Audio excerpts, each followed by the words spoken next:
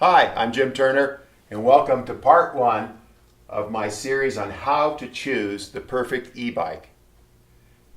In this volume, we're talking about the 5 factors that are most important in choosing an e-bike. All e-bikes are different, and it's important to know what your riding is going to be like before you can really make a decision on an e-bike. So the first thing that's important is your weight. Your weight plays a big role in climbing hills or just riding down the street. If you're climbing hills and you're heavier, you're going to need a bigger motor and you're going to need a bigger battery to do the same as somebody is lighter. And conversely, if you're lighter, you don't need the same power and motor and batteries as somebody who's heavier. Second thing is terrain. If you're climbing a lot of hills versus riding on the flat, again, that's going to affect the size of the battery and the size of the motor you need. These are all working together to figure out what is the right e-bike for you. Third is your distance.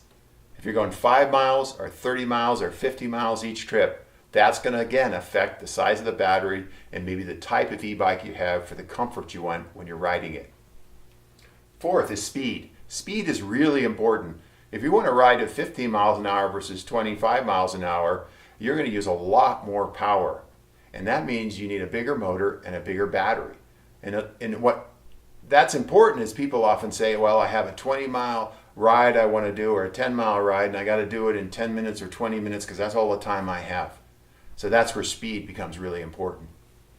And the fourth is your budget and the quality. You need to think about, well, how often am I going to use my bike? Am I going to ride it 10,000 miles a year or 20 miles a year?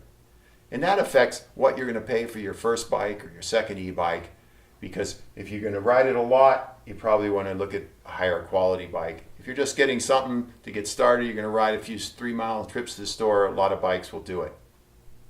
Thanks for joining me, and that's the end of part one on the 5 factors in choosing an e-bike. I'll see you in part 2.